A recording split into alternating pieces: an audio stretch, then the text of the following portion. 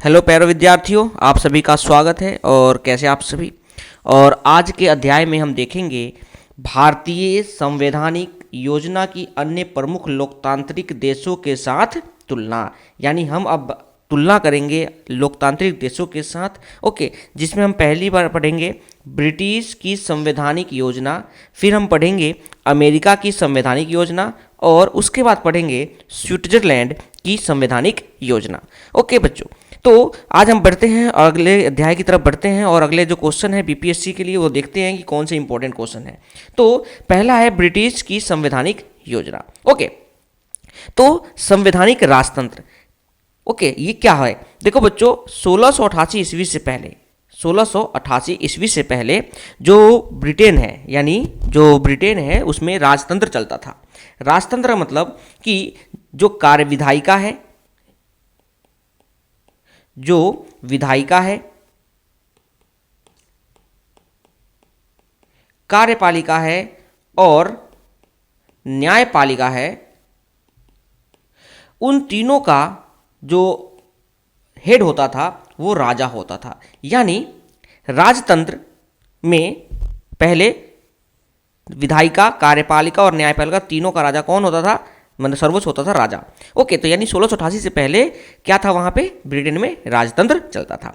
1688 के बाद एक क्रांति हुई जिससे क्या हुआ कि राजतंत्र को हटाकर संवैधानिक राजतंत्र बना दिया गया।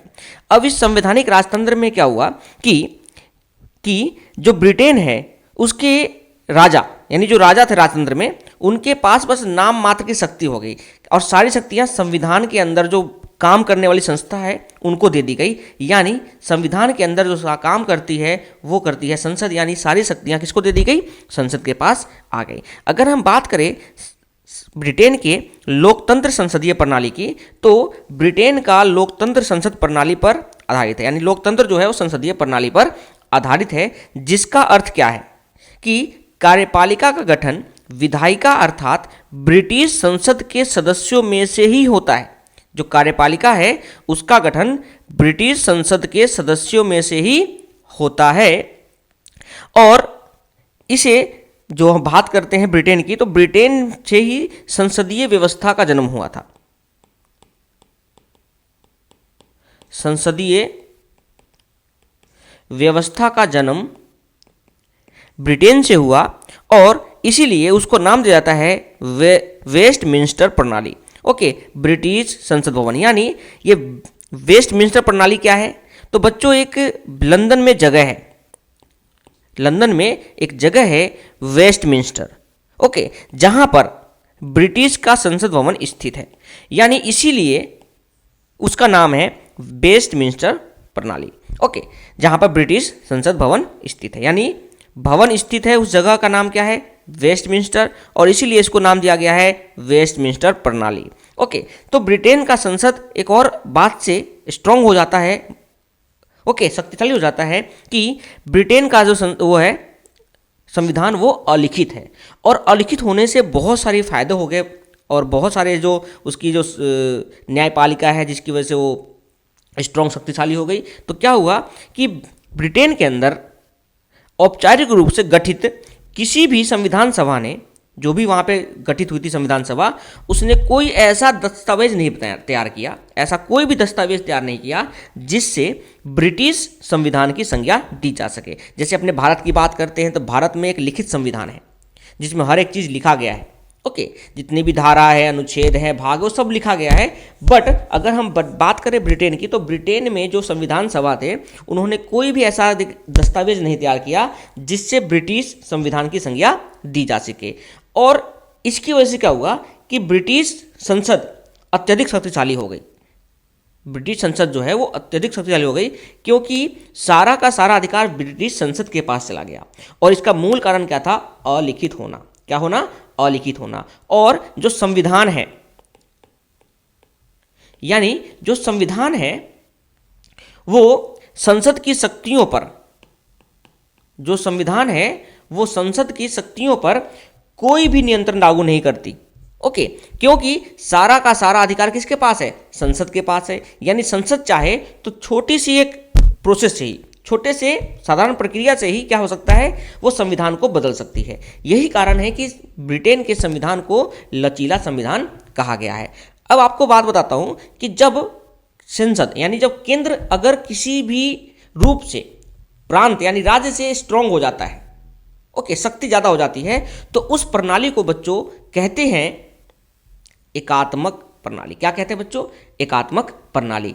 ओके, पिछले वीडियो में देखा एकात्मक, संघात्मक और परिसंघात्मक। ओके, तो एकात्मक प्रणाली यही है जब केंद्र स्ट्रांग हो जाता है किससे? अन्य प्रांतों से। तो एकात्मक प्रणाली का अर्थ क्या है?